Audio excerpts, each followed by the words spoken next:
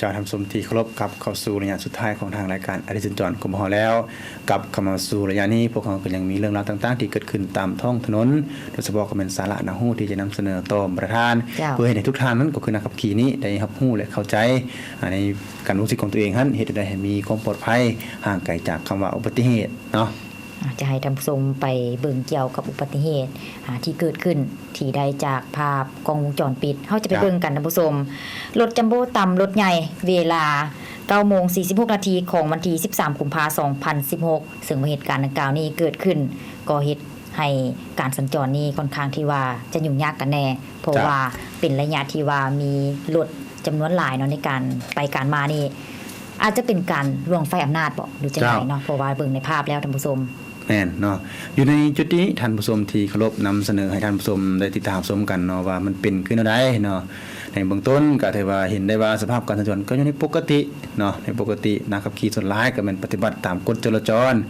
หยุดจอดอยู่ในบอนที่เพิ่นหยุดจอดหันเนาะแต่ว่าในวิธีนั้นก็ได้เกิดอุบัติเหตุเกิดขึ้นดังที่ท่านผู้ชมเห็นอยู่ในภาพเนาะได้มีอุบัติเหตุรถ3ล้อเนาะตามเอากับรถกระบะเนาะคันสีปอนที่จอดอยู่ซ้ายมือของท่านผู้ชมนี้เนาะบัดนี้เนาะเฮามาเบิ่งกันว่ามันเป็นหยังสาเหตุของการเกิดอุบัติเหตุเนาะตามการวิเคราะห์ในเบื้องต้นนี่นะท่านผู้ชมที่เคารพเนาะพาหนะที่ออกมาทางทิศทางอันส่วนทางมานี่นะท่านผู้ชมที่เคารพเนาะก็แม่นปฏิบัติตามกฎจราจรไฟสัญญาณเป็นสีเขียวก็แม่นสัญจรได้เนาะแต่ในเวลาสัญจรหันมันก็แน่นอนก่อนที่จะเปลี่ยนเป็นสีแดงหันเนาะต้องได้เป็นสีเหลืองซะก่อนเนาะแม่น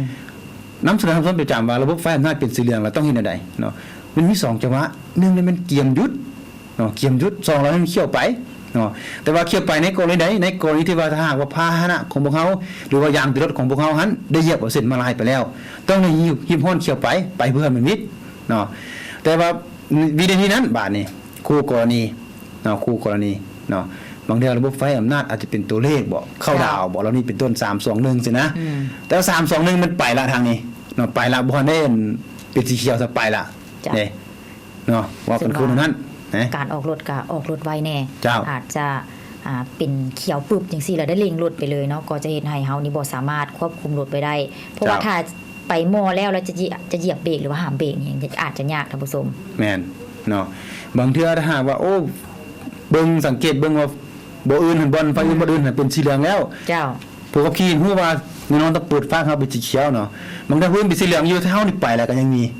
นี่เนาะว่าคนคือนั้นได้ใช่มาเนาะไปเบิ่งเหตุการณ์เนาะอันนี้ก็เกิดขึ้นจากนักขับขี่คือกันเนาะเจ้าไปเบิ่งเหตุการณ์ที่เกิดขึ้นนะผู้ชมรถจักรต่ำกับรถใหญ่เวลา 20:59 นาทีของวันที่13 กุมภาพันธ์ 2016ก็คือเป็นเวลาเดียวกัน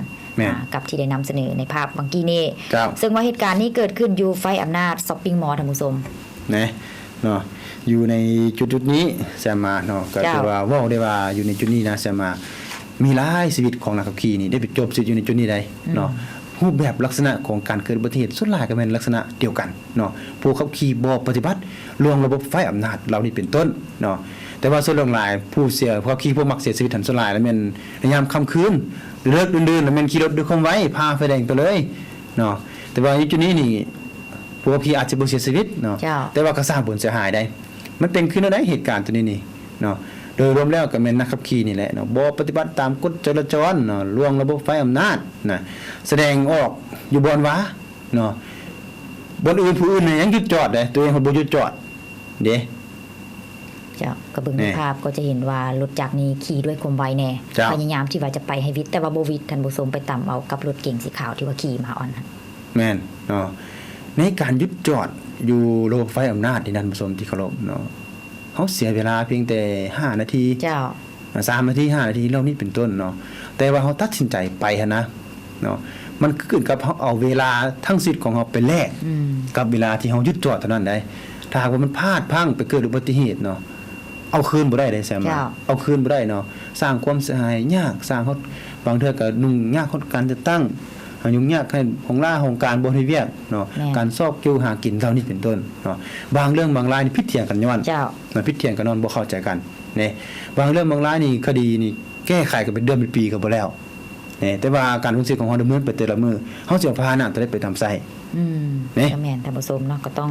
ได้เป็นเจ้าการน้ำกันเมื่อว่าเพิ่นตั้งกฎระเบียบมาแล้วเราก็ต้องได้ปฏิบัติถ้าว่าฝืนแน่นอนเกี่ยวกับอุบัติเหตุ